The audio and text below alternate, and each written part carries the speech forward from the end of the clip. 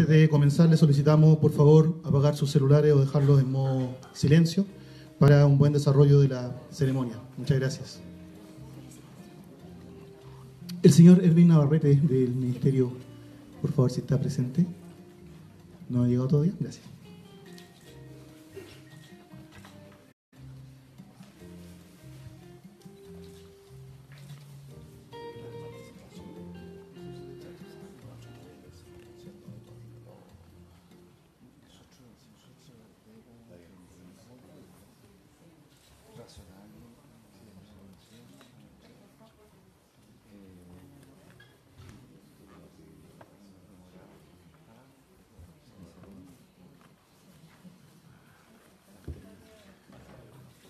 La Facultad de Arquitectura y Urbanismo de la Universidad de Chile y su Instituto de la Vivienda, INVI, les dan la más cordial bienvenida a esta ceremonia de entrega del premio Cátedra Edwin Haramoto Nichikimoto 2018. Preside esta ceremonia la decana de la Facultad de Arquitectura y Urbanismo de la Universidad de Chile, profesora Marcela Pizzi Kirchbaum. Agradecemos la especial presencia del señor Carlos Montes, presidente del Senado de la República. La directora del Instituto de la Vivienda de la Facultad de Arquitectura y Urbanismo de la Universidad de Chile, profesora Paola Girón Martínez, y el arquitecto Alfredo Rodríguez Arranz, distinguido con el premio Cátedra Edwin Haramoto Nichikimoto 2018. Nos acompañará también, se integra en un momento, el señor Erwin Navarrete, jefe de la Dirección Técnica del Ministerio de Vivienda y Urbanismo, en representación del ministro Cristian Monkeberg. Saludamos también a los directores y directoras de direcciones, departamentos e institutos FAO que nos acompañan, a los jefes de carrera, académicas, funcionarios y estudiantes. Se incorporará también luego el profesor Manuel Amaya, decano electo de nuestra facultad. Finalmente, saludamos a todos los invitados que nos acompañan, especialmente al hijo de Edwin Haramoto, el señor Kenichi Haramoto, que nos acompaña una vez más. El premio que hoy entregamos fue creado en el año 2009 con el objeto de homenajear al académico y exdecano de la FAO, profesor Edwin Haramoto Nichikimoto, quien fue fundador del Instituto de la Vivienda, INVI, con el objeto de fomentar la valorización de la obra del destacado académico Haramoto, puesto que su preocupación principal fue el mejorar la calidad de vida de los habitantes de escasos recursos. El objetivo de esta cátedra es apoyar el trabajo interdisciplinario en la temática del hábitat residencial, formar vínculos entre la investigación académica y el quehacer en políticas y programas públicos y estimular la generación de nuevos conocimientos en áreas relacionadas al enfoque de esta materia. Es en este marco que esta cátedra instituyó el premio Cátedra Edwin Haramoto Nichikimoto, que este año cumple su 6ª versión. Para iniciar las intervenciones de esta ceremonia, invitamos a pasar a este podio a la directora del Instituto de la Vivienda, doctora Paola Girón.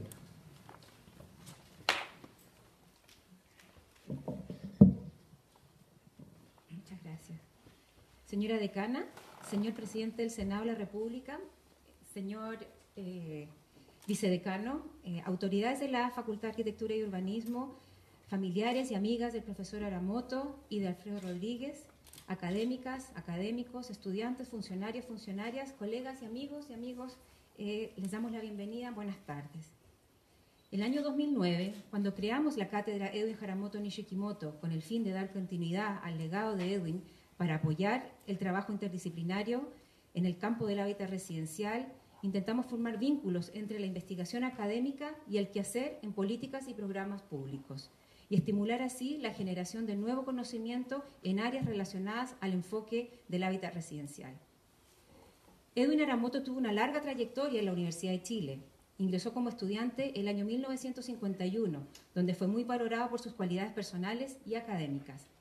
El año 1955 comenzó su carrera como docente, la que desempeñó a lo largo de su vida.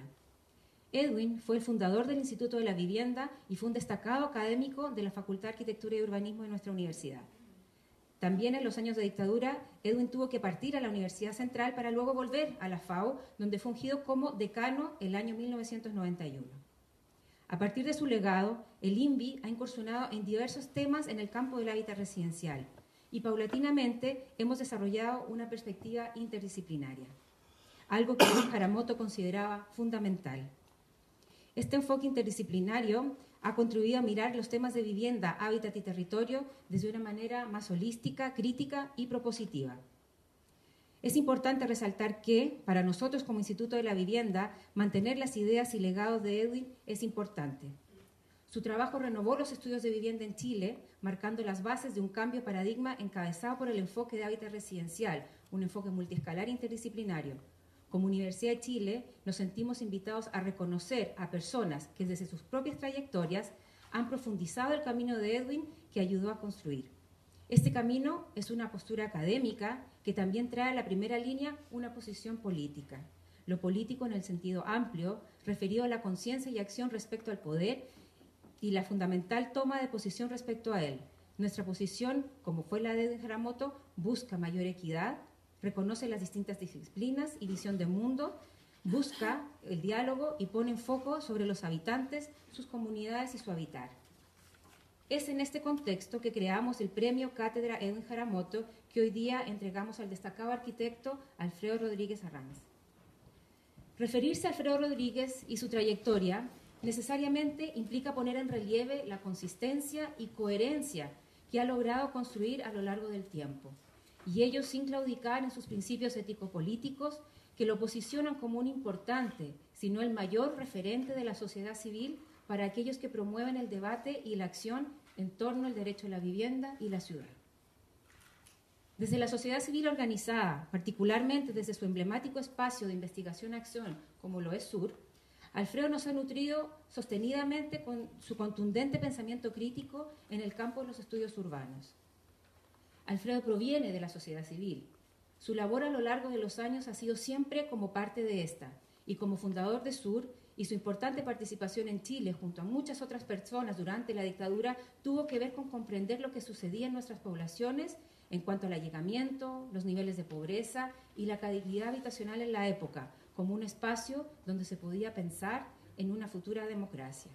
La gran enseñanza de Alfredo desde la sociedad civil es que desde allí se puede crear conocimiento de muy alto nivel, un conocimiento local o situado que pueda incidir tanto en el mundo académico como político y del habitar cotidiano.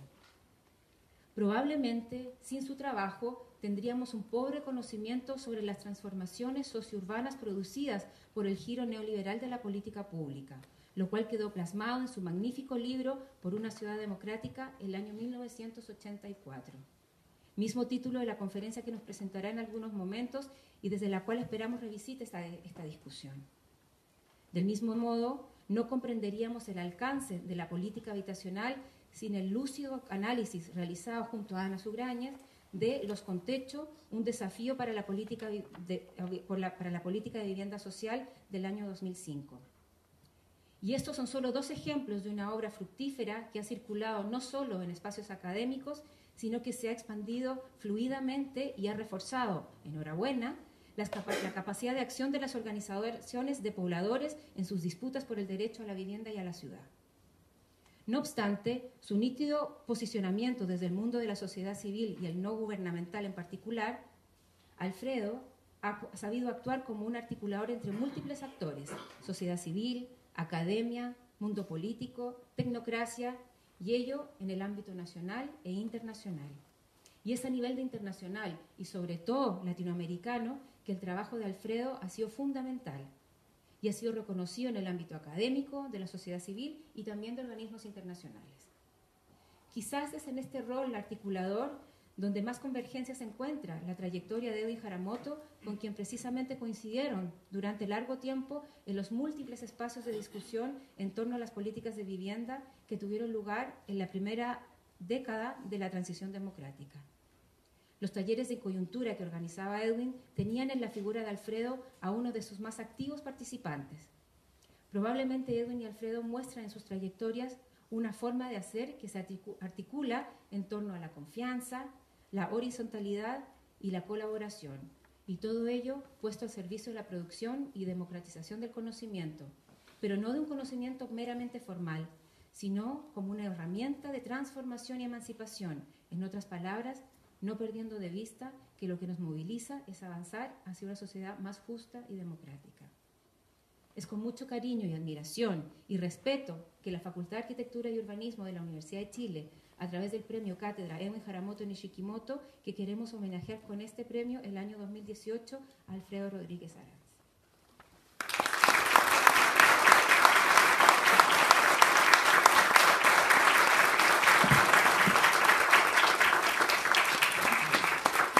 Agradecemos a la directora Paola Girón por su intervención. Corresponde ahora la entrega del premio Cátedra Edwin Haramoto Nishikimoto 2018, que este año será otorgado al arquitecto Alfredo Rodríguez Arranz. Él es arquitecto de la Universidad Católica de Valparaíso, es máster en City Planning de la Universidad de Yale, miembro del Consejo Nacional de Desarrollo Urbano 2014-2018, investigador sur para la Corporación de Estudios Sociales y Educación, consultor para PNUD, PGU, OEA en países de América Latina, consultor para Ministerio de Vivienda y Urbanismo, Obras Públicas y Bienes Nacionales y diversos municipios en Chile. Cuenta con vasta experiencia sobre políticas urbanas, vivienda social, violencia urbana y género, organizaciones urbanas y planes de desarrollo local y regional. Ha sido vicepresidente del Colegio de Arquitectos de Chile. Forma parte de comités editoriales de varias revistas de la región y ha publicado libros y artículos. Además, obtuvo el premio Sergio Larraín García Moreno, otorgado por el Colegio de Arquitectos de Chile al arquitecto que se haya distinguido en el campo académico o de investigación. Esta obviamente es solo parte de su nutrido currículum. Invitamos entonces a la decana de la facultad, Marcela Pizzi-Kirchbaum, para que en su condición de máxima autoridad haga entrega del premio. Asimismo, solicitamos pasar adelante al arquitecto Rodríguez Arranz para que reciba el premio Cátedra Edwin Haramoto Nishikimoto 2018. Le brindamos entonces un fuerte aplauso al señor Alfredo Rodríguez Arranz por la distinción obtenida. Agradecemos a la decana. Y continuando con la ceremonia como agradecimiento por el premio recibido, el arquitecto Rodríguez Arranz dictará ahora la cátedra por una ciudad democrática.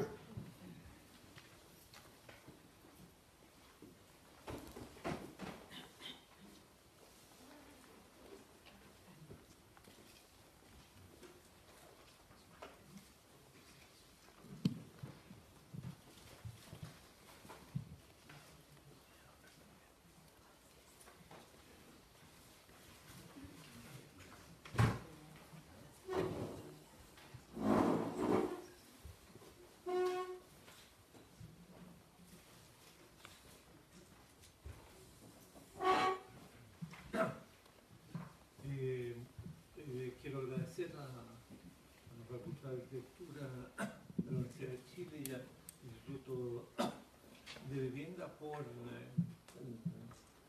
premio que me han otorgado la cátedra Edwin Haramoto y saludar a los presentes y a las autoridades correspondientes.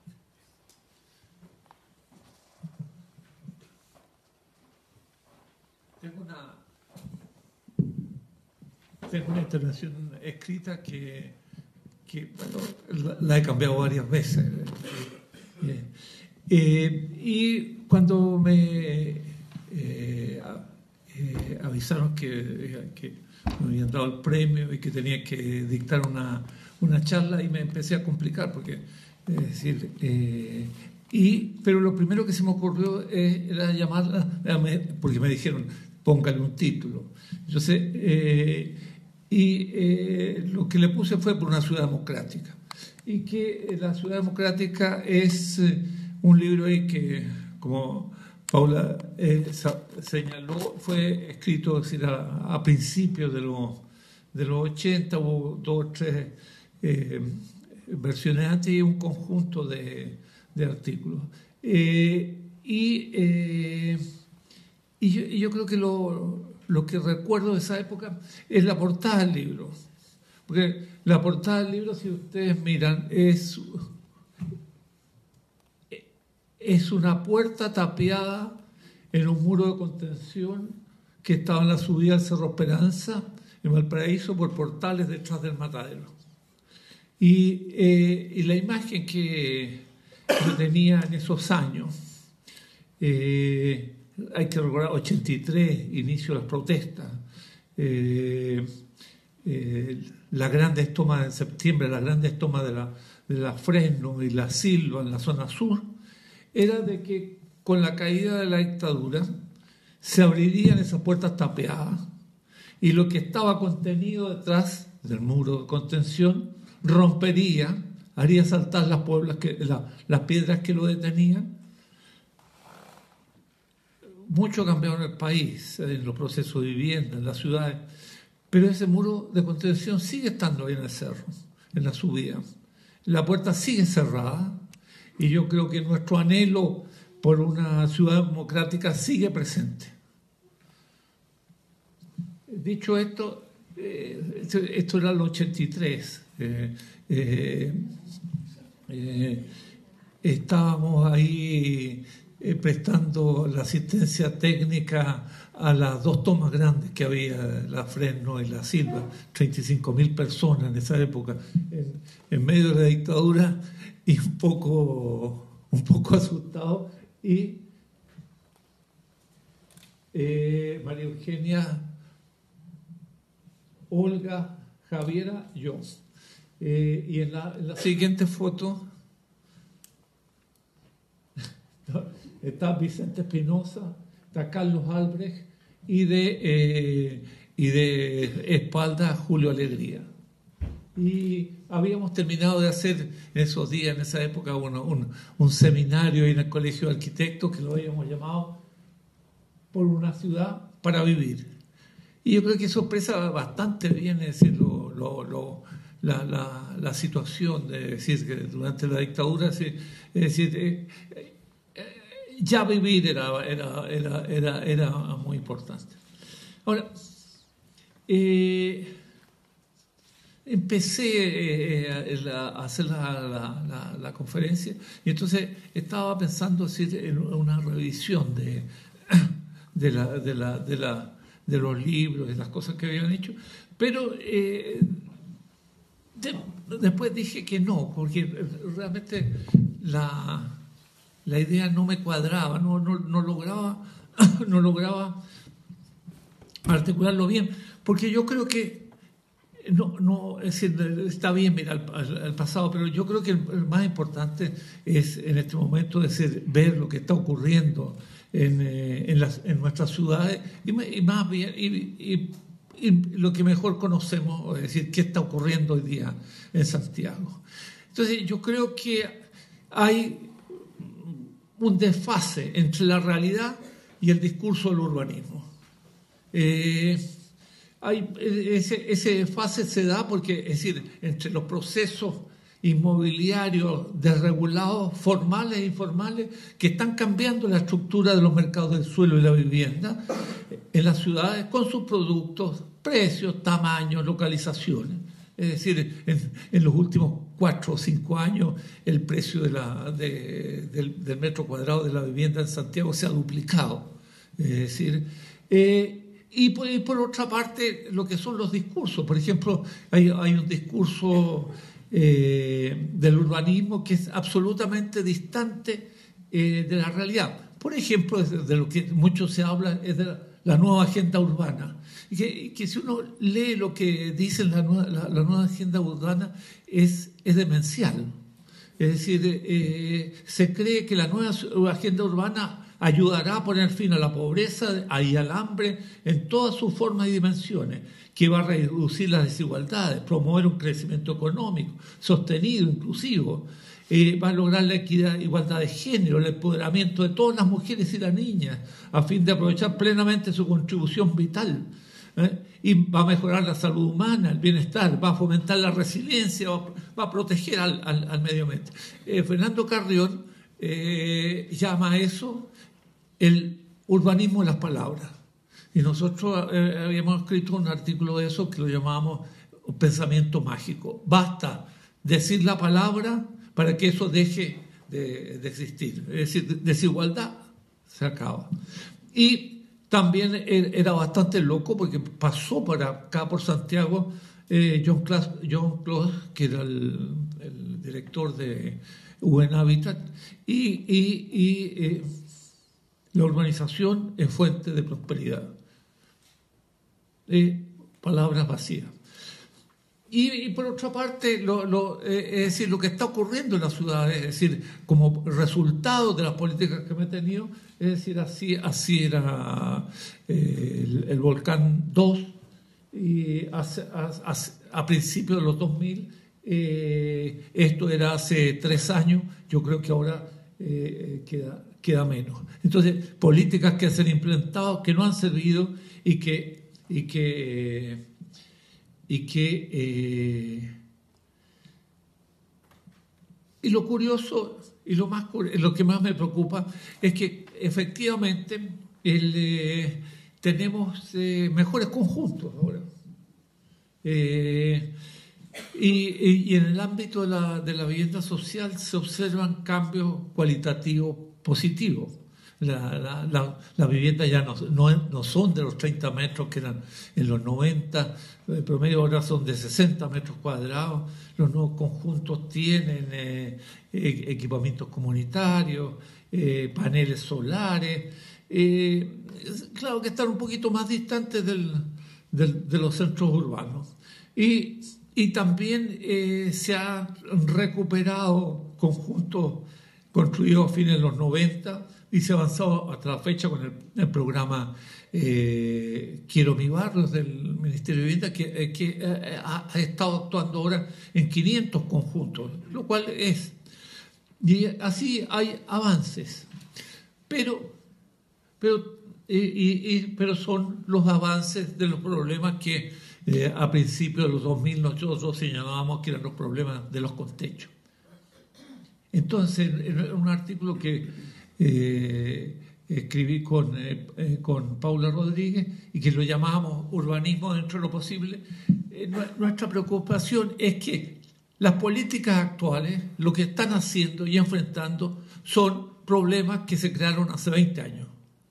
Entonces yo algún momento yo por reírme decía, claro, yo conozco cuál va a ser nuestro programa presidencial para el año 2040. Vamos a mejorar las torres que estamos construyendo en la estación central. Es decir, así, hay un pensamiento sobre lo urbano, sobre la política de vivienda, que repara lo que hoy día hacemos mal. Y lo repara 20 años después. A principio del año pasado, en el primer semestre, estuvo acá la relatora especial de Naciones Unidas, la señora Leila Farah. Y en su conferencia final, en su conferencia de prensa, señaló que las dos características centrales que definen el sistema de vivienda en Chile son su enfoque de mercado privado en la adquisición de viviendas y la consiguiente segregación de grupos vulnerables. Señaló, comillas, estas dos características están interrelacionadas y no han contribuido a combatir las desigualdades existentes. En su opinión, la producción de vivienda en Chile parece basarse, comillas, en la ausencia del Estado excepto como financiador. Con la vivienda vista solo como un activo o mercancía. Esto deja como actores principales a las constructoras y promotoras inmobiliarias y privadas y convierte en consumidores a los titulares de derechos. Y bueno, ella decía que por otra parte no debía subestimarse, es decir, los avances que se habían logrado en cuanto a ordenamiento de las políticas y funcionamiento, pero que no se podía dejar de lado los efectos que dichas políticas habían tenido y que habían sido perjudiciales para muchos, como la existencia de grupos vulnerables que carecen de recursos financieros para competir en el mercado y que en gran medida han sido expulsados físicamente de los centros urbanos, aislados, marginados, estigmatizados en su pobreza y a menudo habitando en viviendas sumamente inadecuadas. La búsqueda de la mayor rentabilidad del suelo se ha convertido en el factor más importante en la producción de la vivienda económica. Al respecto, se observan dos tendencias.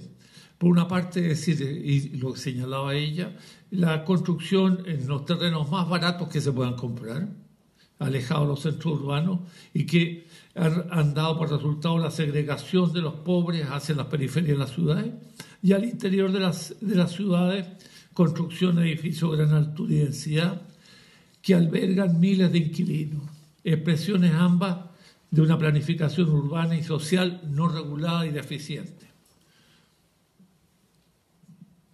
Y entre estos grupos vulnerables están, que menciona el informe, están las familias y personas que residen en campamentos en condiciones de vida precarias y los migrantes que alquilan viviendas insalubres que están fuera de las opciones que ofrece el mercado. Yo creo que hay más pobreza de la que se piensa había una publicación de la Fundación Sol en que ellos examinaban, tomando los datos de la CACEN 15, cuáles eran.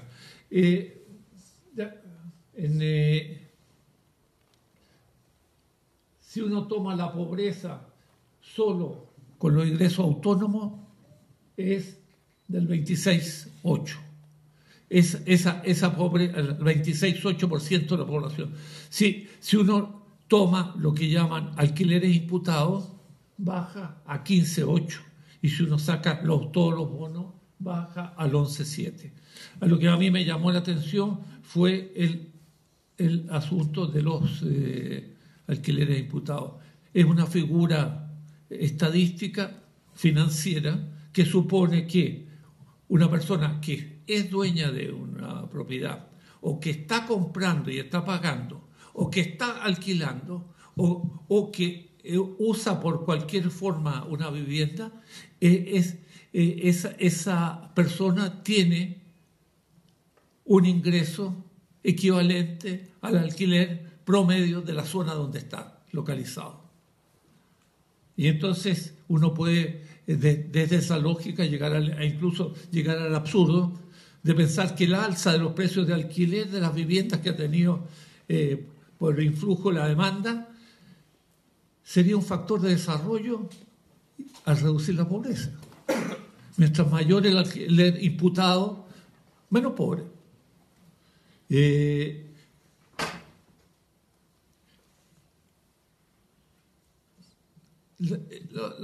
siguiente punto es, en general el mercado de la vivienda en los últimos 30 años en Chile ha sido un mercado bastante regular, formalizado.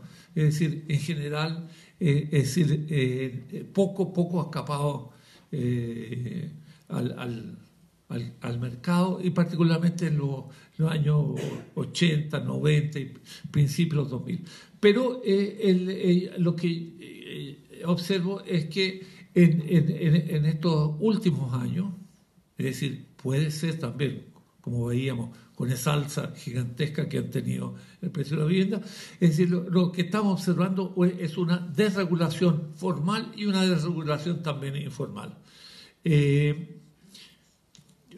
Poco antes también que llegara la relatora,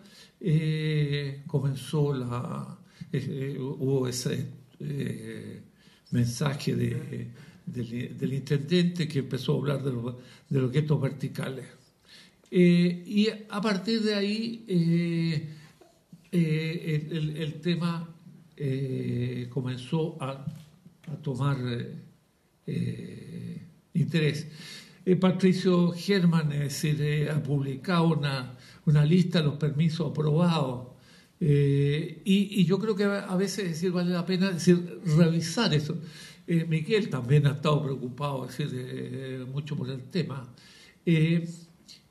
Por ejemplo, permiso de equivocación 187 del 2016, y se autoriza la construcción de 27.900, casi 28.000 metros cuadrados en 35 pisos, en un terreno de 1.100 metros, para 544 departamentos, 195 bodegas y 2 locales comerciales, 146 estacionamientos para vehículos y 140 estacionamientos para bicicletas. La densidad, 19.237 personas por hectárea. para compararlo, así claro, si uno compara, por ejemplo, las cosas que antes eran problemas, en Bajo de Mena y con problemas la densidad era de 600 personas por hectárea. Y en todo esto las municipalidades han estado ausentes, ¿eh? Según el alcalde, se debía que no contaba un plano regulador, etc. Y este argumento también por Defendamos la Ciudad lo presentó a la Contraloría y al final hubo un dictamen favorable. Pero lo que ocurre es que acá hay 3 o 4 grandes empresas de la inmobiliaria, es decir, incluso es decir, si uno ve los avisos que tienen en la empresa, ve dibujado así más suavemente el edificio que ellos van a construir al lado y a veces hasta 3 o 4. Yo creo que con o sin plano regulador, la situación muestra que la planificación urbana desregulada solo interesa aprovechar las oportunidades de negocio inmediato y se crean interpretaciones dudosas respecto a las normas. Y la otra cosa que queda claro es que todas estas operaciones no pueden realizarse sin el beneplácito de las autoridades locales, dado que, por una parte, es necesaria la aprobación de los permisos. Y cuando comienza en una zona esta actividad especulativa, la actividad de la construcción se desata y se concentra en unos lugares de la ciudad. Por ejemplo, o sea, yo creo que lo interesante es ver cómo el capital opera en la ciudad. Es decir, uno tiende a pensar que las ciudades son un plano la gracia de las ciudades de todo es que está cambiando día a día, la gente se mueve y en este universo, es decir, las empresas inmobiliarias van ocupando zonas y una vez que dejan o sea, que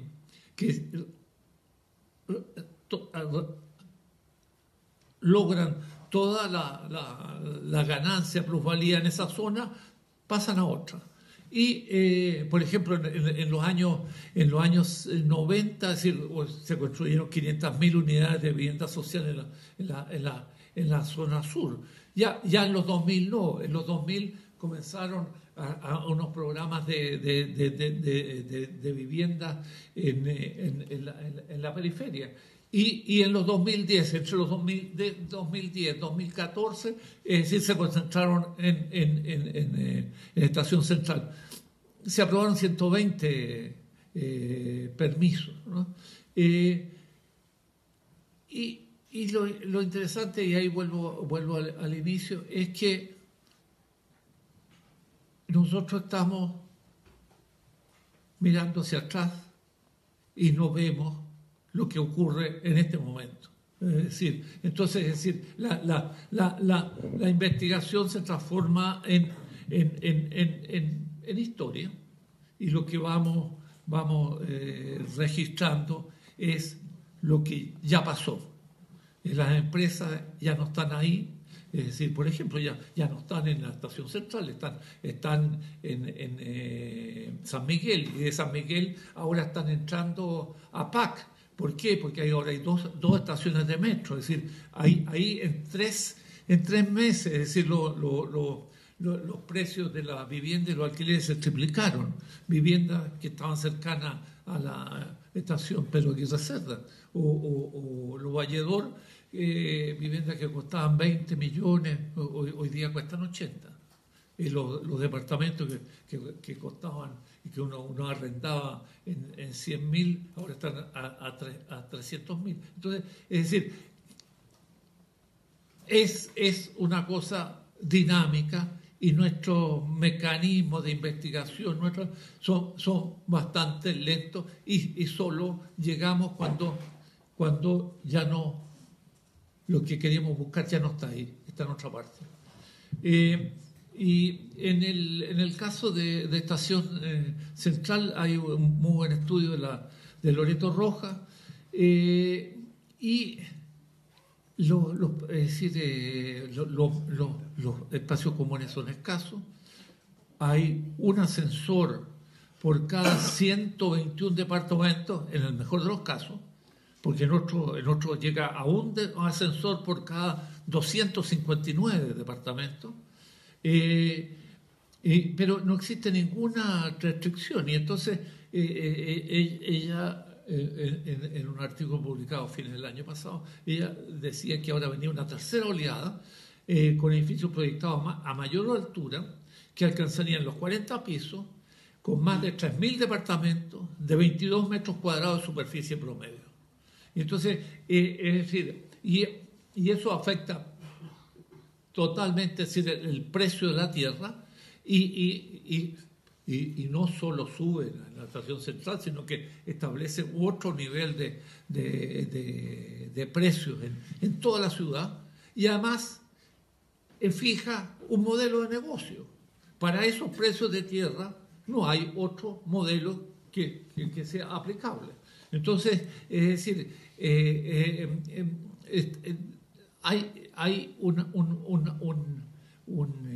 actividad desregulada de la inmobiliaria que afecta mucho y afecta el futuro próximo de todos nosotros. Pero también, es decir, curiosamente, es decir, hay una desregulación informal en estos días, ¿no? Y si uno mira, es decir, las áreas centrales de Santiago, están llenas de una gran actividad inmobiliaria, y que se disputa esta actividad formal o informal, se disputa un mercado de alquiler de sectores de bajo ingreso, para los cuales la centralidad es muy importante. Vivir en el centro de la ciudad para los sectores de ingresos medio, bajo y bajo es muy importante. Es decir, además, entre vivir en La Pintana, hora y media o 2 horas de viaje, es decir, estar cerca del centro es importante. Y si uno revisa en Internet, uno encuentra que hay Su Casa, Asset y otras de estas empresas tienen una oferta de terreno que parten de los 175.000 pesos. Y de ahí para arriba se va al mercado formal. Y de ahí para abajo se viene un mercado informal de departamentos, casas, piezas en el centro, que las piezas llegan hasta unos 80. Pero después en un estudio de campamentos que hemos visto, es decir, y eso continúa en los campamentos. Es decir, nadie entra a un campamento hoy día sin pagar, o sea, se compra y el precio, o se arrienda, y el precio de alquiler de un cuarto en el campamento, es decir, es de 50 a 100.000 pesos. Entonces, en verdad tenemos un continuo formal e informal que forma el mercado inmobiliario de la vivienda.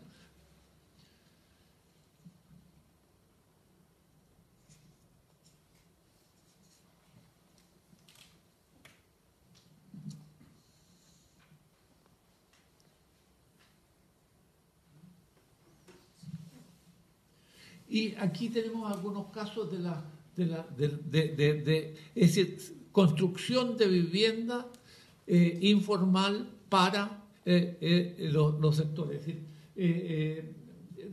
después del censo también habían mostrado, pero el siguiente, esto se lo vi a Miguel Yassi, que él está en una posición, tomé la foto, porque hay una vivienda típica de la periferia, casa bastante humilde, y que quedaba con 6 habitaciones.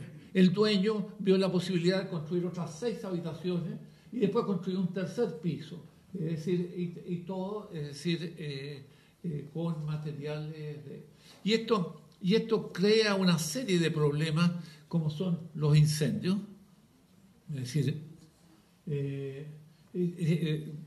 si uno entra también en internet, es decir, uno va viendo, es decir, y incendios y expulsión de población.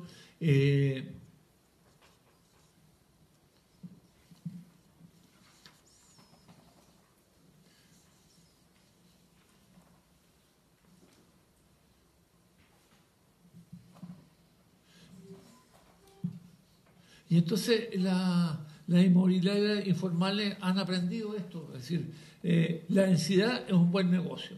Y entonces la primera oleada fue una subdivisión de inmuebles por pieza, la segunda fue construir estos cuartos de alquiler en los patios traseros y la tercera fue construir estos inmuebles ad hoc. En mayoría son ocupaciones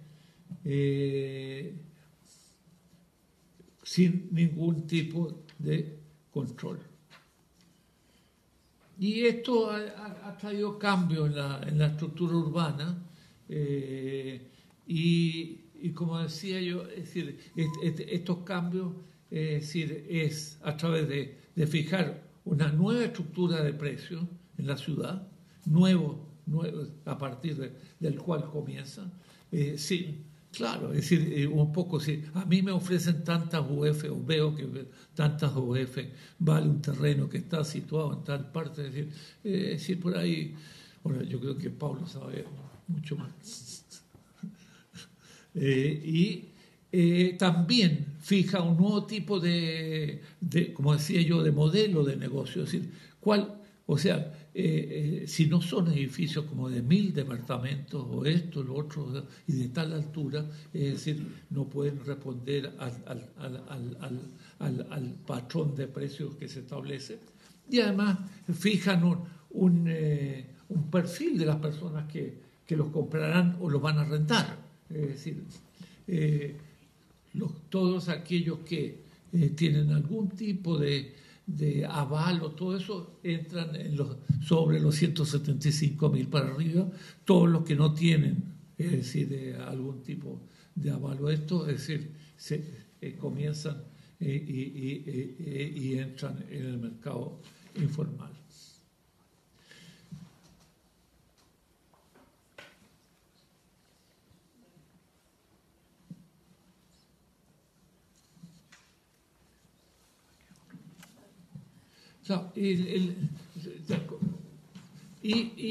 Y efectivamente, preguntando en el sector inmobiliario, es decir, una vez sobre cómo se explicaba esta situación de la estación central. Entonces, en una reunión encontré al presidente del Comité Inmobiliario de la Cámara Chilena y le pregunté, y él me respondió tal como había declarado en una entrevista en el Mercurio: me guste o no, lo que se construye es lo que se permite. Y entonces es claro, es decir, que gran parte del problema de la desregulación viene de parte de una falta de control y una falta de un proyecto de ciudad. Pero yo creo que ese por una parte. Por otra parte, yo creo que también es interesante que lo que está pasando hoy día con la gente en la ciudad, ¿no? Es decir, porque los conflictos urbanos siempre han estado asociados como a demandas insatisfechas de vivienda, de trabajo, de los sectores populares. Pero yo creo que a partir de los 2000 y a partir particularmente del 2006, con la protesta de los estudiantes primarios y secundarios. Y después retomada con gran fuerza el 2011 las expresiones de estas movilizaciones están referidas a malestares generalizados, es decir, en la sociedad chilena respecto al lucro como criterio de las políticas públicas, a la destrucción del medio ambiente y a la represión de los pueblos originarios, entre otros. Entonces, esta salida de la gente decir yo creo que comenzar a hacer visibles problemas que hasta la fecha eran invisibles. Es decir, yo creo que la gran gracia que ha tenido, es decir, el neoliberalismo en Chile, desde su imposición por la fuerza tras el golpe militar, porque en esa época habíamos hecho un artículo sobre el golpe militar y que era implantar la disciplina e implantar el mercado, es decir, un orden donde antes había derecho, es decir, se opera con la disciplina y el mercado. Y eso yo creo que comienza a ponerse en discusión en estos años, a partir del 2006. Y entonces yo creo que lo importante es que estamos comenzando a discutir ese sentido común que solo el mercado es el único instrumento posible. Es decir, y entonces se comienza a plantear el papel del Estado en la previsión, en la educación, en la salud, en la vivienda, y comienza a ser parte de la conversación política y de la agenda urbana. Y yo creo que eso es importante, es decir, porque yo creo que es decir, eso no cambia la desigualdad, pero al menos, es decir, yo creo que pone en discusión lo que ya se había convertido en un sentido común. Yo creo que un tercer tema, y que en estos días es decir, está con fuerza, es decir, es el de las mujeres en la ciudad.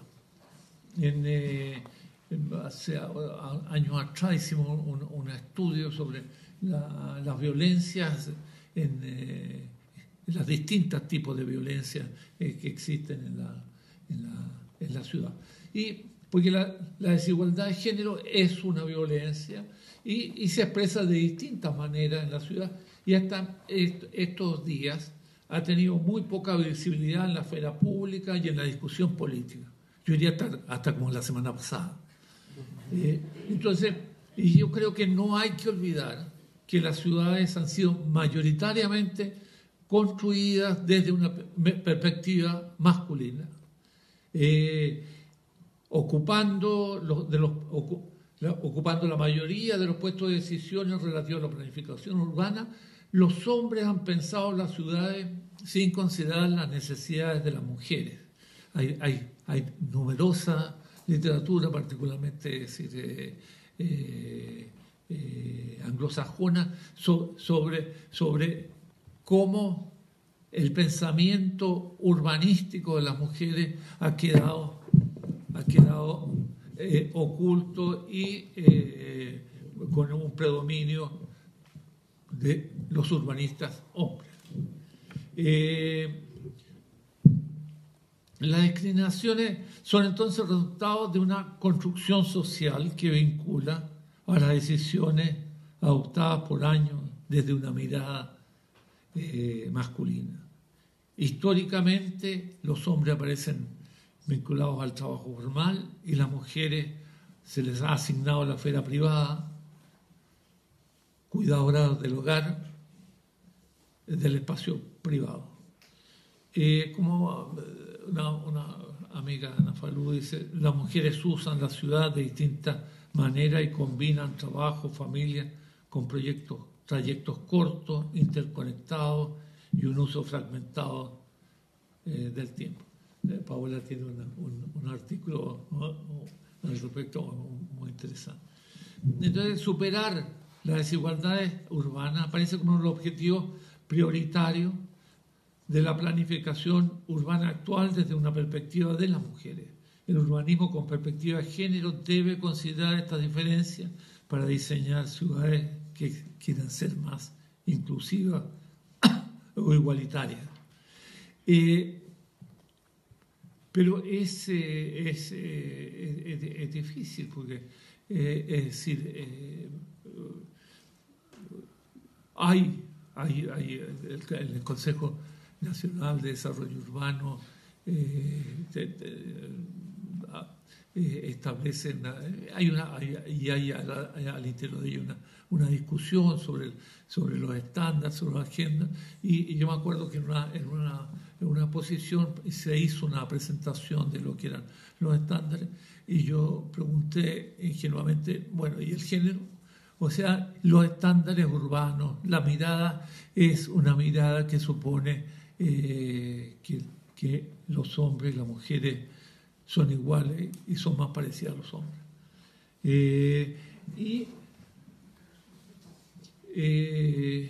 María Ángeles Durán, ella tiene un libro que lo editamos, que se llama Por una ciudad compartida. Yo creo que es un nombre así tan atractivo, tan esto como el de Lefebvre, por el derecho a la ciudad, desde la perspectiva de género, es decir, la idea de una ciudad compartida. Y que yo creo que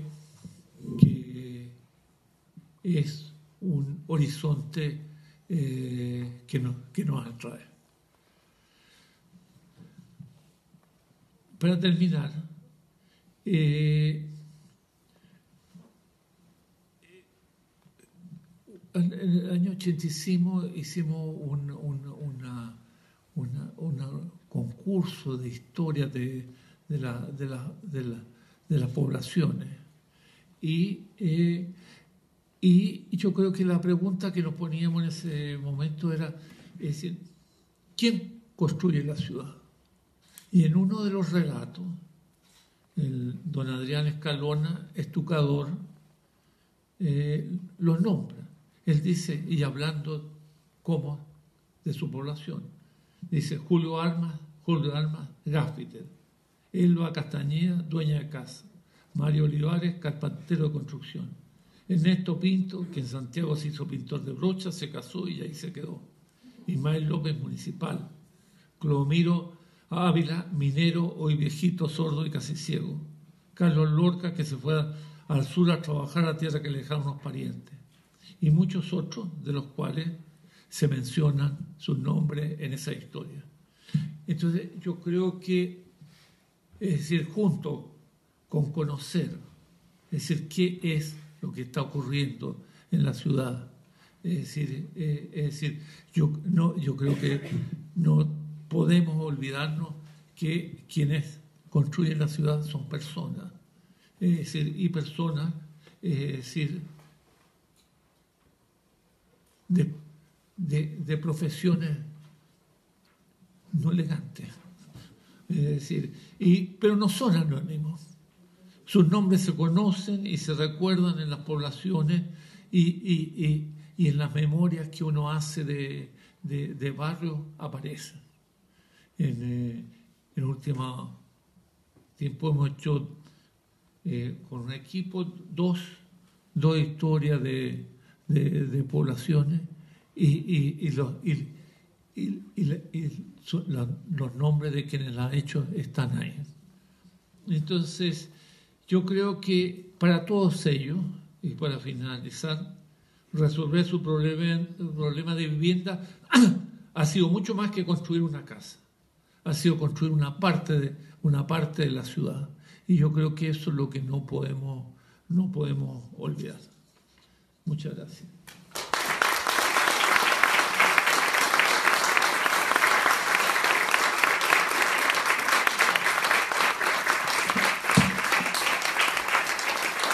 Bien.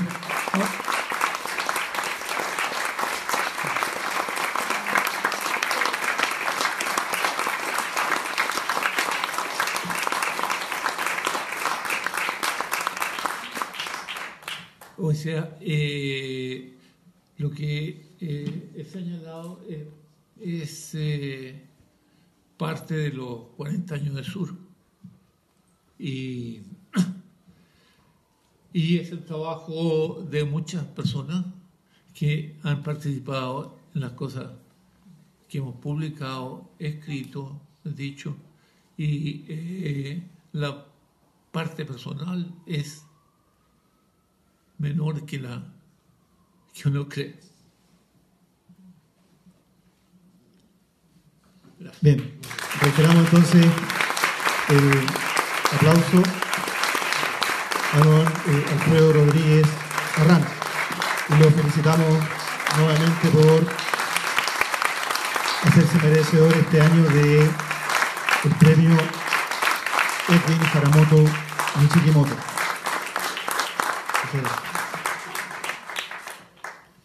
Aprovecho además de hacerle llegar las excusas que dejó el señor Carlos Monte, presidente del Senado, quien lamentablemente tuvo una llamada urgente, tuvo que retirarse, así que me pidió que por favor los excusara. En esta ocasión, además, el Instituto de la Vivienda también quiere presentar el libro Metodologías de Diseño Arquitectónico Edwin Haramoto, Adopciones y Adaptaciones, editado por los académicos del Instituto de la Vivienda, doctora Mariela Gaete Reyes, doctora Paola Girón Martínez y el doctor Ricardo Tapia Sarricueta. Invito a pasar adelante a la doctora Mariela Gaete Reyes, quien realizará una breve presentación de este texto.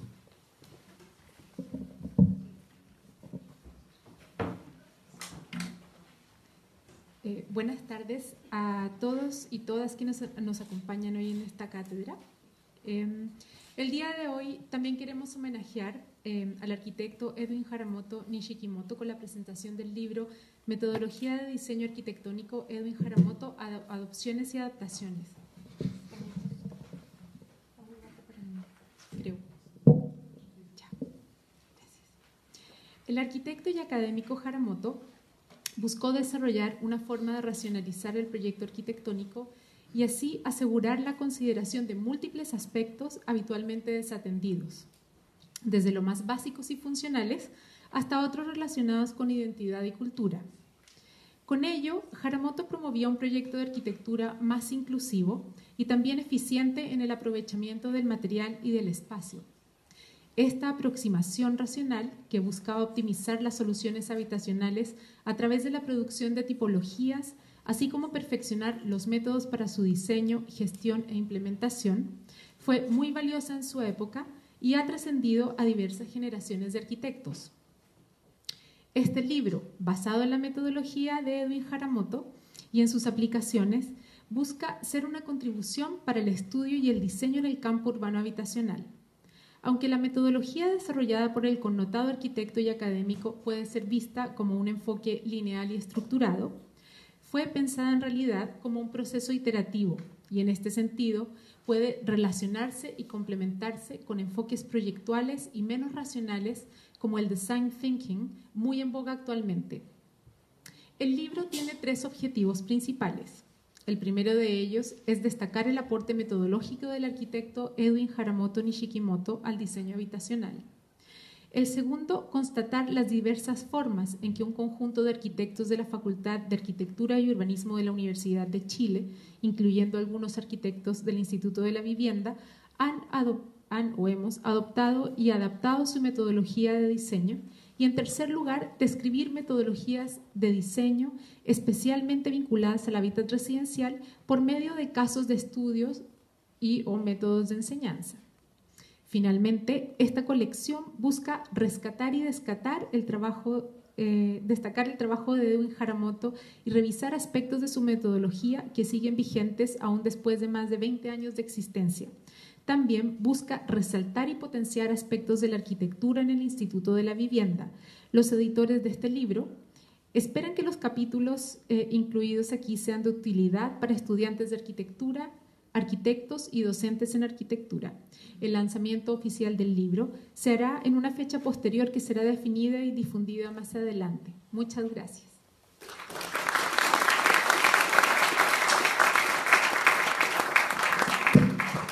Agradecemos a la profesora Mariela Gaete por esta presentación. Asimismo, bueno, estamos en confianza, todos nos conocemos. Queremos señalar que se había invitado y nos confirmó su asistencia el señor Edwin Navarrete, jefe de la División Técnica del Ministerio de Vivienda y Urbanismo, pero lamentablemente tuvo un inconveniente de última hora que le impidió asistir. La idea de su presencia era hacer una entrega simbólica. La profesora Paula Girón le iba a entregar simbólicamente el texto que ustedes ven ahí. ¿Ya? Esto en el marco del trabajo colaborativo que desarrolla la Facultad de Arquitectura y Urbanismo, principalmente a través del INVI con el Ministerio de Vivienda, pero les dejamos claro a todos, ¿no es cierto?, que igualmente se hará llegar un número importante de ejemplares de este libro al Ministerio.